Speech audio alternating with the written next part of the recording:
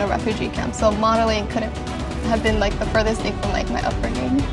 I did the Miss Minnesota USA pageant, and that made national news because it was the first time that somebody wore a hijab and burkini for the competition.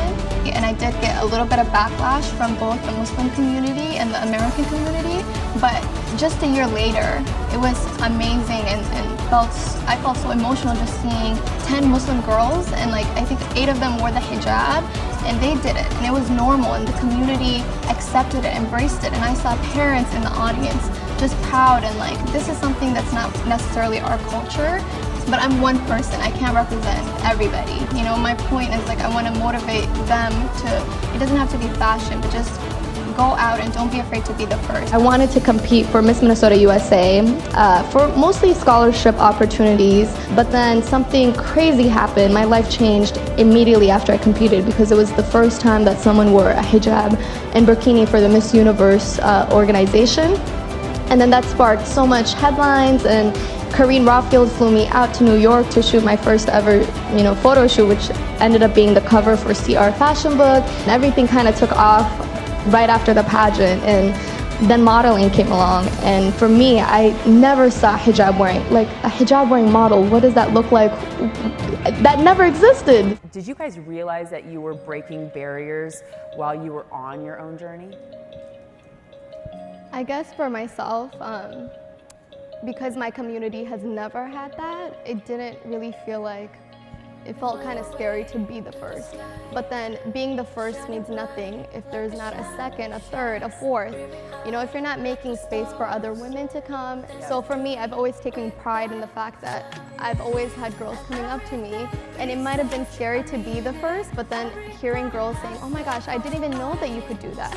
I did not know you could be a modest dressing girl and still work in high fashion and not have to conform, and people are willing to meet you halfway. People are willing to work with your values and who you are. You don't have to strip to like make it, So hearing girls coming up to me and saying that has always just been mind-blowing, and I'm like, okay, so I do have a purpose, I can feel proud about that.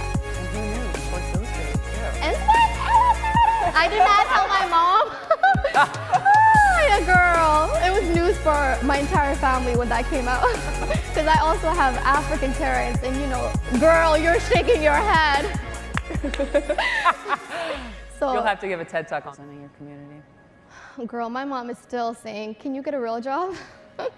Really? Because it's not traditional. Like modeling is not something that's Somali tradition, and kind of like you were saying, the community didn't fully understand it in the beginning. But I always tell my mom it's a platform, just another platform for me to use and to share my story, because the truth is she'll never understand. Like a lot of our parents, you're nodding your head yes. It's hard when you're first generation. It's hard when you have so many identities. On one hand, I'm a proud Somali. Like, I'm proud of my heritage. I'm a proud refugee. I'm not ashamed of those things. But on the other hand, I grew up in America. I was raised here. I'm a proud American. So I have these dual identities, and I'm also Muslim, and I also choose to wear the hijab. So growing up, I needed to be the representation, because I know what it feels like to not have anybody that you could relate to not have anybody that you could look up to, and what you can't see, you can't be. And I think we should all make it our life mission that every little boy and girl should have somebody, somebody that they can look up to, somebody who has a similar story. So that's what I tell my mom, and the way we've kind of the middle ground for her and I, because she's all about education. She didn't walk 12 days from Somalia to Kenya for me to just walk a runway. Actually, when I brought home my first book cover, it was monumental to the little girls in my family, but to my mom, she's like, okay, don't forget to wash the dishes. She's very like that kind of mama. So what I tell her is like, I'm combining fashion with activism. So that's been our mission. Yourself, change the game. Halima Aden is changing the game and making history as the first hijab-wearing model to wear a burkini in Sports Illustrated's legendary swimsuit issue. When you were out there shooting it, what was going through your mind? We definitely had a lot of moments where everybody was like breaking down crying because it's a huge moment. Sports Illustrated is proving that a girl that's wearing a bikini could be right alongside a girl that's wearing a burkini, and as women, we can come alongside each other and be each other's biggest cheerleaders, celebrating the diversity of women. How did you feel when you first saw the pictures? I've never gotten to shoot in the ocean wearing a swimsuit. I felt like I was Beyonce in that water, sis. I was like living my best life. It was incredible, and it was a neat experience, something I probably will never get to experience again. As a child, Halima grew up in a refugee camp in Kenya. Today, the 21-year-old model is breaking barriers in the fashion industry and empowering others.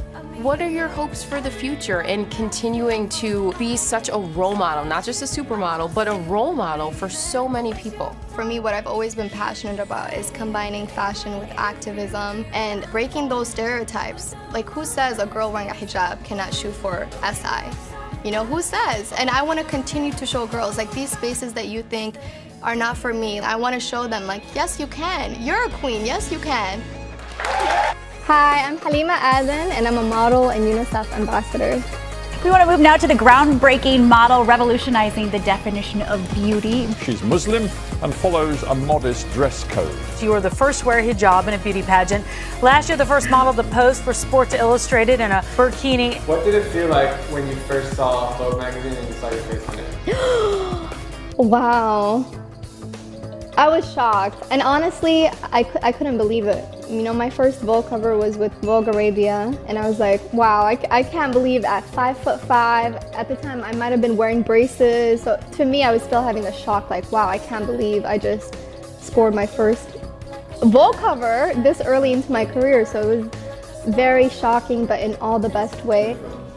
So originally, my family is Somali. So originally we're from Somalia. In 1994, after the Somali Civil War, my mom had fled, and then I was born in Kakuma, Kenya. So Kakuma, it's one of the largest refugee camps in the world. But what's so interesting is I remember so many joyous moments, whether that's like, you know, running around as kids and all the songs that brought so much positivity into my childhood. But yeah, at the end of the day, it is a refugee camp, so bouts of malaria and all the struggles in a refugee camp, we've definitely experienced that firsthand. But what's greater is the sense of community, unlike no other place I've ever experienced. You were so young, so do you remember there being struggles at that age, or you were just life as you did? Well, I think when you're a kid, no matter what environment you're placed in or brought up in, I think there is that sense of, I'm still a kid, so I'm gonna make the best out of any situation. So I still had a lot of happy memories, and I think that had a lot to do with my mom and the way that she viewed our situation. She made it a point early on to move us around the camp and surround us with different people, and early on I got to see, okay, here are your Ethiopian friends, and then we did sleepovers, and this is how they celebrate when it comes to Eid. When it was Ramadan for us, we all came together as the kids, and they did a beautiful job, I think, our parents, of not separating us when it came to times in life where there's, you know, reason to celebrate. So when did you leave Kakuma and come to the US? So that process I do kind of remember, and it's a really long one. I think sometimes when people are they're thinking about the refugee crisis and, you know, what it means for somebody to get relocated to a place like, you know, America from, you know, Kenya. It is a long vetting process, physical vetting, medical vetting, background vetting. And for me, I do remember like countless times where my mom was like, okay, we're getting so close to be relocated to a better place. And then it would, you know, it would be rejected. So the US wasn't necessarily the first choice, it was like just any place to get out. Yeah, you don't get a say. I think that's something else people don't realize. It really is up in the air, and even to this day, I still don't fully understand how that process worked. Because originally we were supposed to go to Australia, and then that didn't work out for whatever reason. And so we waited a couple more years in Kakuma, and then here you go, you're going to the word of mouth. It's powerful. So then you arrived at St. Cloud, and you must have been in like second, third grade, or? Yeah, second grade. And did you speak English? No. I was met with teachers who would go above and beyond for several years in grade school to like help me learn English, stay after school with me, to help me with homework. My mom would show up and walk to school like every single day. even though she didn't speak English, just to make sure that, you know, she had FaceTime with my teachers at least. In middle school, elementary school, I was just, you know, still adjusting, I'm not gonna lie. It took me a long time to adjust to life here, to kind of, you know, come into my own. But I think in high school, like freshman year, I made that conscious choice of, I'm gonna join the clubs that I wanna join, I'm gonna join in the activities that I wanna join in, and I'm just gonna make as many friends as I can. And senior year, I became my town's first Muslim homecoming queen, and something I never heard of in the state of Minnesota. And then I competed for Miss Minnesota USA in 2016. And then that's really where the story kind of takes off. 2016 politically, where we were, I think it was a time where people were educating themselves, and you know, it was also a time where France had just enacted a burkini ban, so no burkinis on beaches and public pools. So I think just the year that it was in, and the fact that I came out and decided I was going to be bold and confident and wear my burkini on and my hijab on stage, it definitely did create enough buzz to get in front of Corinne Rothfield, one of the biggest people in fashion, and also Ivan Bart, who is IMG Model's president. Before the beauty pageant, did you know that you were the first one to wear a hijab on stage? I don't think I thought about it, and honestly, I didn't even know that they were gonna accept it. I was just like, oh, I wear a hijab, and so I just couldn't have dreamed that it would give me this platform, which is even bigger, to do exactly that, which is tell girls in my community that the sky's the limit. All of a sudden, all these news outlets are talking about you. Like, how did you feel as an 18-year-old? It was amazing, and it was kind of nerve-wracking because I was like, ooh, wow, like, media training, anyone? I don't think we had a second to catch our breath and just, you know, like, wow, this is really happening. I feel like it went from 0 to 100. My first shoot was with Rihanna, not to name drop, but to name drop. You know, I grew up never seeing a Muslim woman in magazine covers, fashion, you know, and today I can proudly say I've been on Vogue, Allure, you know, pretty much all the biggest, you know, fashion publications, and just 3 years ago that never existed. And I feel like I've learned so much. I've become a UNICEF ambassador. I've gone to travel the world, and as somebody who travels yourself, Drew, I'm sure you know, like, you gain so much from traveling, from meeting other people. So, what are your goals?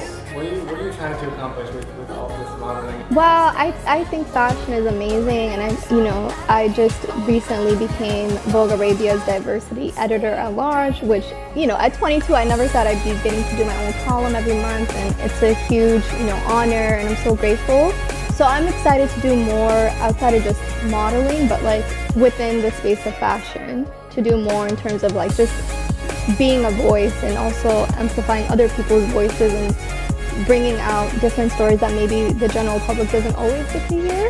And I'm excited to travel. I think everybody, you know, just being at home now with COVID-19, you know, I've been home now for 4 months, so I am itching to go back on the road and to travel. I definitely want to have, you know, a couple more trips under my belt with UNICEF, and by that point, I would want to go back to Kakomak. Things are constantly changing, and even my time being away from the camp, I went back and it's grown so much, tripled in size, so many more schools. So not to say that things are not moving in the right direction, they're really operating like its own modern day city and, you know, being self-sufficient in some areas. But I would definitely, in 5 years, would want to go back and see that the kids have access to Wi-Fi, a smart board in one of the classrooms.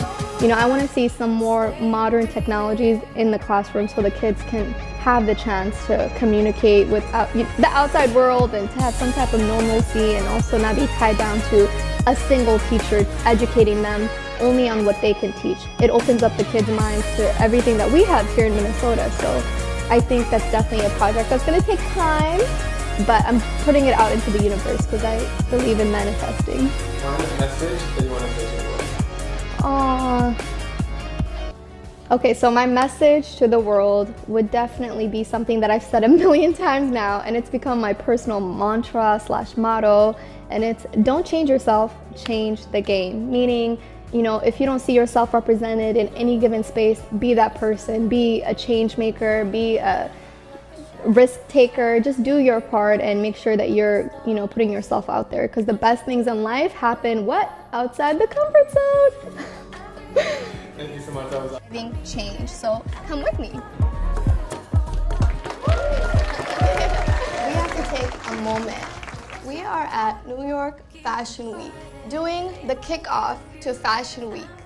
2 Muslim girls wearing a hijab. Like, how amazing is that? This is an amazing way to start. No, did you just see each other? Reunite. Ways to promote acceptance and inspire change to prove that the power of diversity is real. My friend, my sister, and Breakthrough Model of the Year, Halima, Aden. Thank you so much for this incredible honor. I am so beyond humble. Being the first is never easy, and I always say, being the first means nothing if it doesn't ensure a second, a third, a fourth. Thank you. Your life has undergone the most extraordinary transformation in recent years. Do you still feel the strangeness of it all, or are you becoming used to it?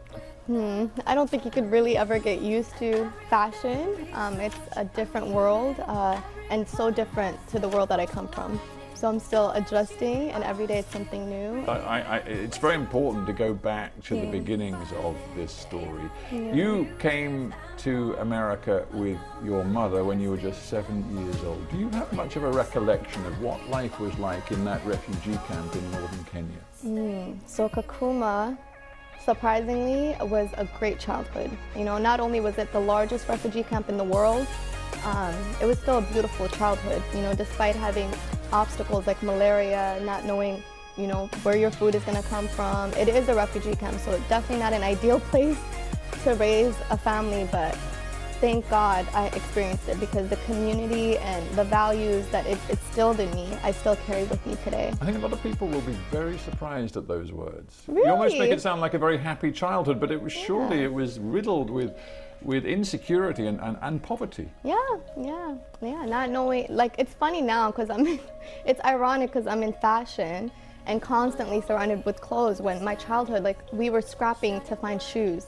you know, like one pair of a shirt like would last us for months, and it's just night and day to like where I come from. But you can't take away the fact that the community made it vibrant. You know, it's 66%, even today, that's still true. It's 66% women and children. So we're talking a very nurturing, protective environment, and they made up for it in love and support. That sense of community obviously was taken away from you when you and your mom made that amazing journey. First, I think, to St. Louis, Missouri, and then a little later you moved to Minnesota. But you went to somewhere so completely different. You lost all your friends, that community you had. How did you cope? It was hard because I recall the happiness, the joy. I was a vibrant kid. I had a lot of friends, even in the camp. Like, I was, you know, quite popular, and I spoke fluent Somali and Swahili, and I felt like a bright kid. And so to leave that world behind and come to Missouri, and not only the most impoverished community in St. Louis, very tough first year. Because that's a lot of adjustment. You know, when you're a child, you're not told what legal status is. I didn't even know that we were refugees or why my family left Somalia to be there. I just knew that that was my reality. What is so striking about your story is that you, by the time you get to teenage, you are a pretty strong-willed kid. First of all, you make a big decision, I think quite early in your schooling in the States, to wear the headscarf, to cover your hair. Now, talk me through that. Why did you do that? So, my mom, right? I didn't grow up with my dad in my life, but she was the epitome of strength, beauty, everything that I wanted to be, and I wanted to mirror her, even as a young girl. You know, like, I think about it as, it's as simple as like when your kid puts on lipstick at like 6, because they see mom is wearing a lipstick to work. And so for me, I wanted to resemble her, and that was part of my identity. You know, I grew up seeing lots of women wearing a hijab, and it was just a natural like fit for me. Because we'll talk a lot about your style and your commitment to keeping a strong sense of where you're from, which includes still, of course, today, covering your hair, dressing, as many would say, modestly. That doesn't seem to fit obviously and naturally with your decision. By the time we get to your first year, freshman year in college, your decision to enter the Miss Minnesota What on earth possessed you?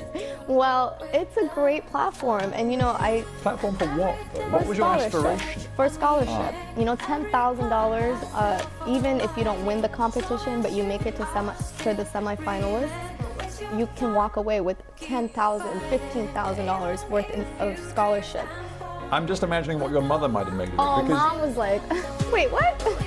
Yeah, because this is, throughout your young life, there are themes. One of the themes is the degree to which you can navigate what you want to do in life and stay true to your community, your tradition, your mom and your family.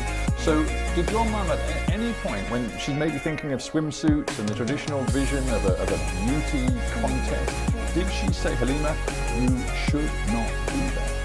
Many times, and even with modeling, that was another hurdle because she doesn't come from this culture. So for her, she had a hard time when I said, okay, I want to enter modeling. She thought of it as, okay, but you could have been a teacher, you could have been a lawyer, you could have been a doctor, you could have done all these incredible things, and when, your path could have been so much better in her eyes. So you almost have to throw it back at her, like, you did a great job as a parent because you've instilled in me the confidence to pursue my passion, and I'm still not forgetting my roots, where I come from. I'm a UNICEF ambassador. I do so much with this platform, and it's changing how young women see themselves. I didn't grow up with representation. Did you very deliberately then, when you went to the beauty pageant, did you deliberately think to yourself, I'm going to go and compete, but with the scarf on, with hijab, and I'm going to be different? No, I've never really, for me, it was never really that. It was mostly, I think it's amazing if you can walk into whatever it is and be yourself, and that's exactly what I was. I wear the hijab. I've been wearing it for a very long time. It's part of who I am, and so when it was time to compete in the pageant, I didn't want to strip myself of my identity only to fit in, so it was important that I remain true to myself. And I'm just so grateful that the organization allowed me to still participate, walk away with such an incredible experience, and I still got to remain myself. And the point about entering that contest was that you got spotted. You got spotted by one of the great fashionistas. Steven, when I tell you my life went from 0 to 100, like 100 miles per hour right after the pageant, like it completely changed my life overnight. I was about to say I can imagine, but actually I can't imagine, because there you were in a small town in Minnesota, and within weeks you were on the New York catwalk. And my first trip to New York, I've never even, traveled for vacation, so it's all these things happening. Rihanna's team reached out. That was the first campaign I've ever shot, was with her for Fenty Beauty. All these incredible things, walking for Yeezy, night and day to, St. Cloud, where it's like more of a jean town, college town, very laid back, very relaxed. But the difficulty there is that you are entering a huge industry with vast amounts of money, and it is something of a machine, and it churns through beautiful young women and men who are part of the sales product. Did you feel at any point you were losing control? This is why, I wish my mom could see, you should be so proud, because even though, despite I come from a small town, fashion is exciting, it's everything, right? But I still went into that meeting with my agency willing to walk away if it meant conforming, if it meant changing my values, changing who I was, and I made it very clear, and they accepted me for just as I was. Did anybody, 4 hours. Well, this is fascinating. Did anybody ever say to you, Halima, you've got something, you're incredible, but you can do so much more, for example, if you're prepared to model without the headscarf? No, that was never even a question. That was never even a question. But 4-hour meeting to talk about wardrobe. How is this going to work? Because, I'm the first hijab wearing model. It's never happened in the industry. And so with that, it's not as simple as just put her on the runway. Well, what happens backstage? I need to have a private dressing space to change it. Because we know that for most models, most environments, it's very open. Yeah, and most models are very comfortable actually, with exposing quite a lot of flesh, and then it's a pretty relaxed atmosphere backstage. I'm guessing that when you emphasize modesty as being important to you, your approach is somewhat different. Yeah, I'll give you an example. So I always travel with a female companion, whether that be my manager, or publicist, my assistant. since the beginning, you know, and it's so amazing. So the people who were the pageant organizers, they ended up managing me. So it's been like a smooth relationship from day one. It's two women that have traveled the world with me and are still in my life. And I've never ever gone on a trip, shoot, you name it. I've never done it without them by my side. They're the ones who changed me backstage. They're the ones who are constantly with me. And that was intentional, you know, because it's a lonely world, because, you know, you're by yourself, traveling by yourself. I can't even imagine how some of these girls are doing it. So, but it also is a protection for me, because I have somebody who is with me, a female companion at all times. I read somewhere that in one of your first photo shoots, you were very taken aback when a photographer who was just doing what photographers do said to you as you were doing your first shoot, he said, "Hey, give me sexy." I was like, oh, if you know my personality, I was like, I don't think I have a single sexy bone in my body. Like, it's gonna look very awkward. Again, I'm thinking of your family back home in St. Cloud, Minnesota, and yeah, your Mom would have been background. like, what? Yes. And your aunt came out with what I think is the most wonderful, withering comment at some point. She said, "You mean in America walking around in heels is actually considered a job?" Yeah. Because she's quite a conservative lady. Yeah, because they want the traditional route, you know, and I want to take the road less traveled. You know, I think as an individual, be an individual, and it's okay to map out your life according to you. I get what you've said to me about insisting on control and doing things your way. But let us be realistic. You are entering an industry which in some ways is highly sexualized, where women and young men can be objectified, and you are trying to navigate that with values that don't match. And are you sure you've been able to do it? I have, because I haven't moved. Do you know the first meeting, 4 hours, Steve? All these incredible things. I didn't walk into that meeting saying, give me fashion. No, I'm gonna do fashion, I wanna do fashion, but it has to be on my own terms and my own way, you know? And I was willing to walk away, and I think that's part of the reason why I've gotten the success I have and still remained true to myself. Like I said, I'm not moving to New York, I'm not moving to Milan, I'm not moving to a fashion capital. I'm gonna stay home, I'm gonna stay in Minnesota. And even today, I'm still in Minnesota. Do you want in any way to be seen as the Muslim supermodel? No, I don't even want to be seen as a supermodel. I just want to be seen as a girl who is not afraid to be the first, you know, who is confident, who does not forget her roots, but I really don't care about those type of labels, if I'm being honest. Do they annoy you? I'm just wondering if they annoy you, because inevitably... No, it's flattering. It's really kind.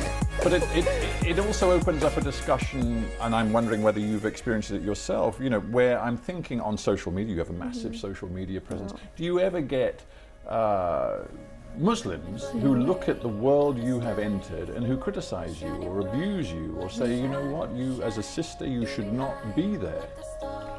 You'll have those people, and I think sometimes, I think life is so short, and it sounds kind of cliche, but you know, just focus on what brings you joy and go after those little things. And for me, it's now become this, you know, this is my life now, and I'm happy, and I'm not hurting anybody. In fact, I'm using my platform and trying to shine light on the beauty of like wearing modesty and, you know, all these things, my work with UNICEF, where I came from, the refugee crisis, all these things that has nothing to do with fashion and clothes and the runway, but it's not, I feel like I'm somebody who I wouldn't mind if my little sister, for example, followed me on Instagram, because I can say I'm proud of the content that I've been putting out. There is a sense in which it's becoming more inclusive in terms of the public faces, that is, the models' faces, people like yourself. Do you, in your experience, find it becoming more inclusive and diverse in terms of the real power brokers, the people who run the industry? Yeah, the behind the scenes, and honestly, can we be doing more? Absolutely, every single day. I think there's so much that we could still improve on, but you also kind of have to step back and say, we're at a good place now in fashion. Like, I'm so proud that I'm joining the industry today, because I'm seeing models like Mae Musk, who's 72 years old, killing it on the runway, on the magazine covers, and it shows like beauty doesn't go away after a certain age, you know, because for men, you guys are lucky. It's like salt and pepper, like that is attractive as you age. It's like you age like fine wine.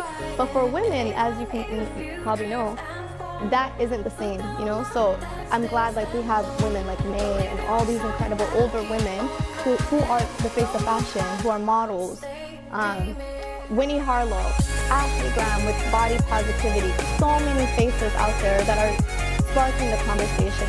Behind the scenes, I'm not so sure. That's what I'm really interested in. The power brokers, the people making the decisions, who are running the magazines, organizing the photo shoots, running the agencies, these people. Do you see the same level of diversity there? I do. I really do. I think of Michelle Lee, who is an Asian woman, who is the editor-in-chief of Allure magazine, Edward Enningfell, who is head of British Vogue, all these incredible people who are also on the forefront of making that change, creating the conversation, but also behind the scenes. And you know, so I'm grateful that we have those people. And what about social media? You have a huge following on Instagram.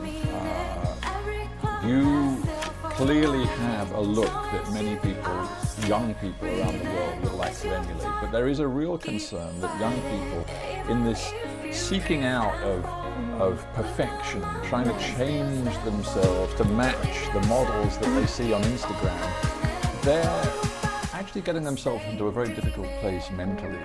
I think we have the responsibility to inform the public that these magazine covers that you're seeing, you know, it took us 14 hours to shoot. You know, it's a lot goes into the behind the scenes. It's peddling a I didn't know this. fantasy. Yeah, but I didn't know this. Like before I joined the industry, I used to just walk and like, oh, this is amazing, this is so beautiful. But I never put into, like, it never crossed my mind the hours, the production. You have so many people running around doing their job, working hard, 14-hour days sometimes.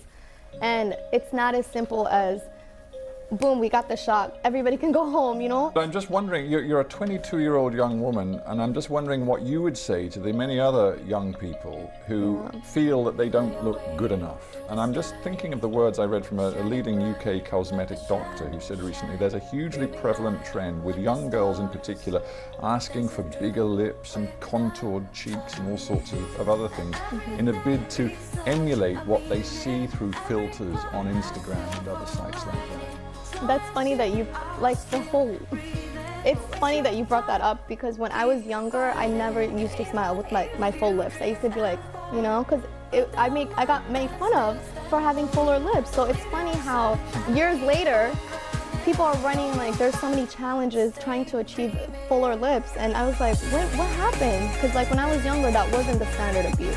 It's now becoming a trend, you know? So you almost have to look at these things and call it out for what it is. It's man-made, you know? The standard of beauty should be yours to define for yourself. And you should never compare yourself to anybody, you know? Let me talk about modesty. It's a word I've used throughout this interview, but you've become very specific about certain items of clothing that you're committed to. For example, I'm thinking of what, you know, has become known as the burkini. Yeah. You were invited to be part of, you know, the famous Sports Illustrated swimsuit edition. I never thought I'd see the day. I bet your mother didn't either. But there you were as part of the swimsuit edition, but you were modeling a burkini. Again, some would say that even by being part of that swimsuit edition, you're part of something that is damaging to women. Because it's a form of male gaze objectification.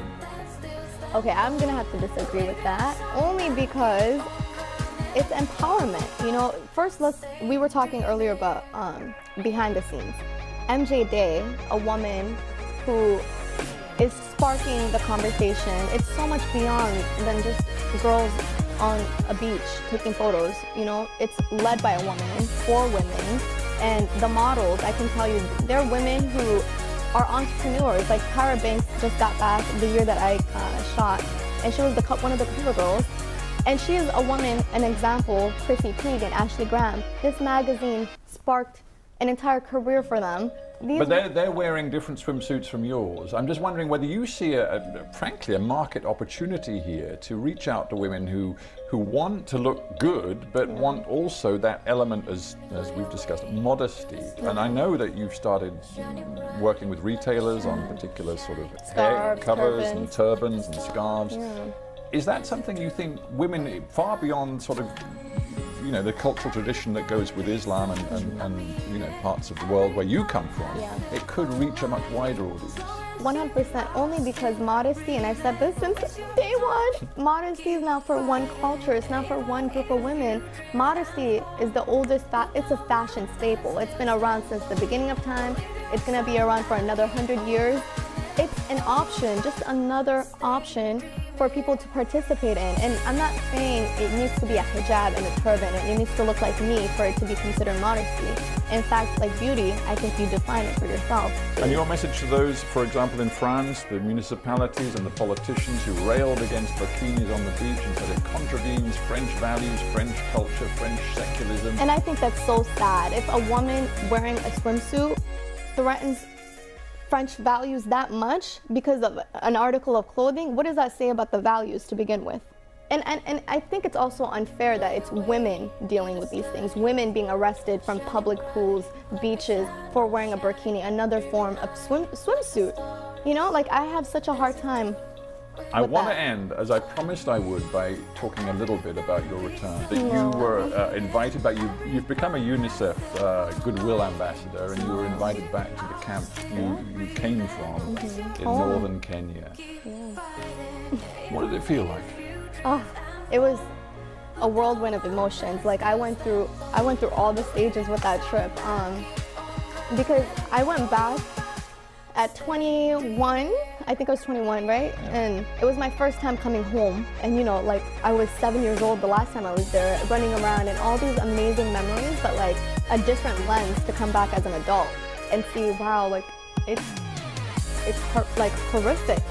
And it's grown so much. It's almost doubled in size since my family left. And in fact, there were people still in the camp when I got back. And that broke my heart because I'm like, how is it possible that in this day and age, there's still refugee camps? But then it was so beautiful because UNHCR and UNICEF, like I was so proud because the work has been done. Well, your mum once said to you, why don't you become a doctor, because then you can work with agencies like UNICEF and help the people that came from... Wink, see, Mom? It all comes back, it all comes full circle. The thing is, you are now an internationally famous model.